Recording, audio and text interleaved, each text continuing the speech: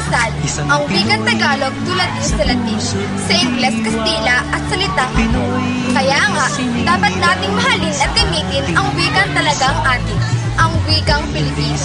Unang Agosto ay buwan ng wikang pambansa.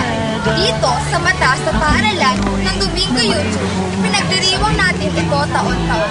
Ang wikang Pilipino ay wikang panlahat, ilaw at lakas sa tuwid na landas. Ito ang tema natin ngayong taon. Ito ang Diversity, Diversity ako.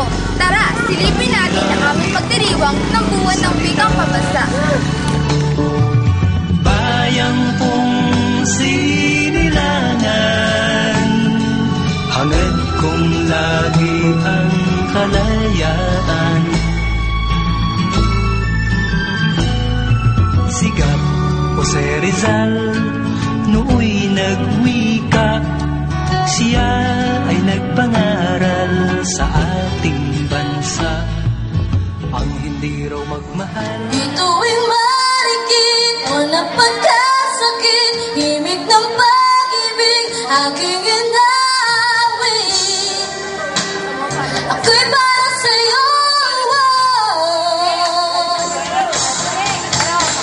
naghihintay kaya sa isang walang tulad ng bituin, hindi nagniningning ang bawat islap na iyong mga mata. Oh, bakit? Tanong ko sa'yo, oh, bakit? Ba't nagtitiis, oh, bakit? Puso ko'y sinugatan mo. Bumabati ang sa inyo, nagbibigay bugay. At tamad lang naririto, isang ngiti ang aking alay. Puso ko ay nakiliti, damdamin ay nag-uumapaw. Maging isang tagahatol sa ganitong paglalaban. Iyon ba ay ang paraan ng pag-iwas sa tukso? O di kaya'y pamamaraan pag-iwas sa gulo? Isang parangalan sa isang tulad mo, si Juan Miguel Zubiri, natanyag at kilalang tao, nagpakatatak, nagpakamagilo, umiwas sa tukso, ang kayamanan, kapangyarihan, kasikatan, pinalikuran. Anong langit, ipabot na ikaw ay maginoo dahil umiiwas sa tukso?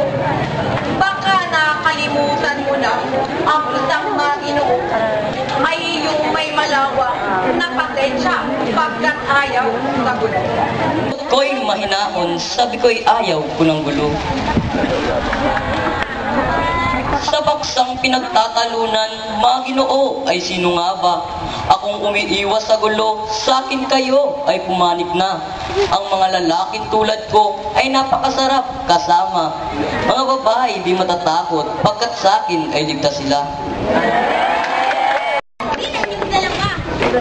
Litong-lito, mukha magkakalit sa buka. Tingnan nga natin umangol itong ating madlang people. Sa pamamagitan ng palakpak, hatid nyo'y ilalaki kumiwas sa tukso, hiling ay palakpakan nyo.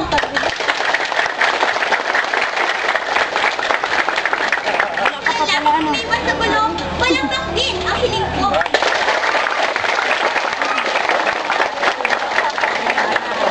Narinig ng palakpak, nanalinig hirap bubuhin. Ang kolong kakandi mo ay sa inyong tatanungin. Ang tangi ko lang masasabi, walang ikulang pagiging. Pagpapaginoo at hanggang kayong magagaling. Ang paksa kong pagtatalunan, sinong tunay na Maginoo? Ang mga lalaki ba noon o ang mga lalaki ba ngayon? Pakinggan na nga natin dalawang maglalaban, maglalahad ng katuwiran sa paksang pagtatalunan. Kung lakandiwa, sa iyong pagpapakilala, ako ay natutuwa. Ako'y naririto upang aking ipagtanggol nga na ang lalaki no'y Maginoo at siyang tama. Ako'y naririto sa inyong harapan upang ipagtanggol ang aking katwiran. Ako'y nagmamalaki kahit saan paman, na tulad kong lalaki, Maginoo sa sinuman. Dito sa aking katalo ay aking sasabihin na ang lalaki noon ay iba sa paningin. Turing sa kanila ay isang amain dahil pagiging magalang taglay nila't angkin. Ano itong iyong tinuran? Anong ibig mong sabihin kami walang galang? Gayong kami hinahangaan ngayon sa ating lipunan. Programang kami ang simula mula sa aming kabataan. Kalalakihan natin ngayon, maginurin kung turingan. Lalo na kaming mga lalaking hasanang paaralan. Kami mga edukado't likas kaming magagalang. Handa rin naming tulungan, lalo ng katandaan. Modernong panahon ngayon ay hinaplit sa mga paninindigan na mga patuwid. Makatang may hawak, makuhay ang balik, ikaw ay tumayo, balik tayo hindi. Pagpamanin mo aking katunggali sa sinasabi mo sa akin, bawang mga mali. Kami makinuot, bawang mga pili, katangian namin, ngayon itinatangin. Ang pagtambay sa bahay ngayong sinasabi ay katangiang totoo aking ibinagmamalaki.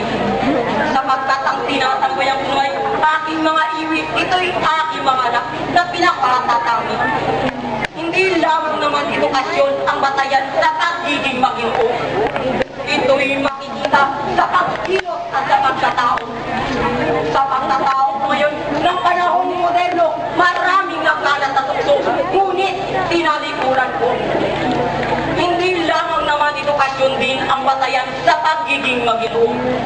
Baka hindi mo nakikita may pinag-aralan ang mga panghuwaya sa mundo na sinasabi mo sa akin, iyon ang dahil nyo, dahil iyon ang pinagulan ng kurako. Ano ba talaga gusto mong palamasin?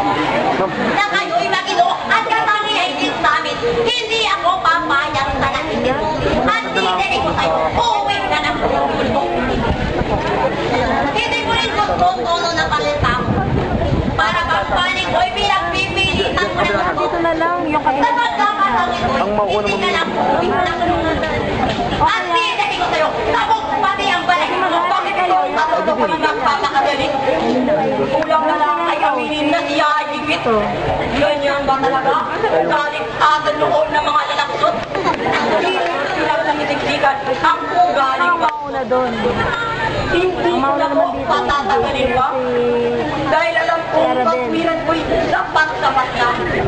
Upang itong ako kapay lumunga na, kulang na lang igulong sa lakat iba. Hindi ako pakiusap, titigil na ito. Magad sa aking palagay, sapat na ang ideya nyo. Upang husgahan natin yung pagtatalo. Awang lakandiwa naman ang pagbigyan nyo.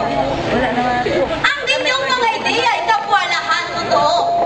Mga lalaki, noon at ngayon, bawang Maginoo. Kaya ang hatol ko, kapwa kayo ang panalo at ang madlang nakinig sa usapin ito.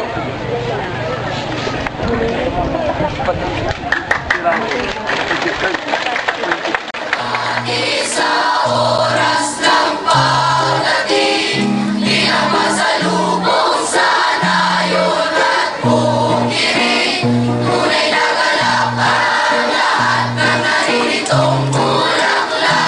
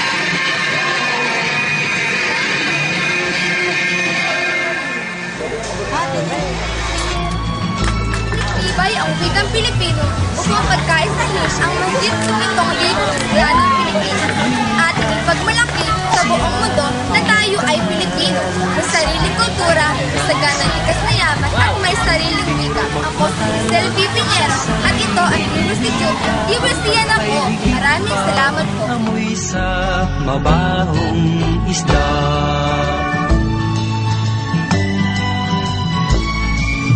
wikang pambansa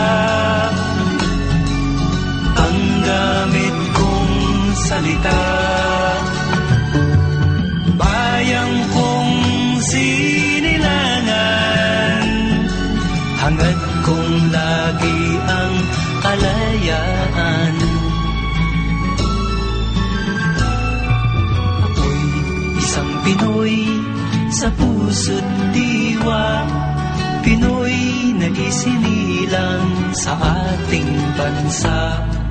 Ako'y hindi sanay sa wikang mga banyaga, ako'y Pinoy na mayroong sariling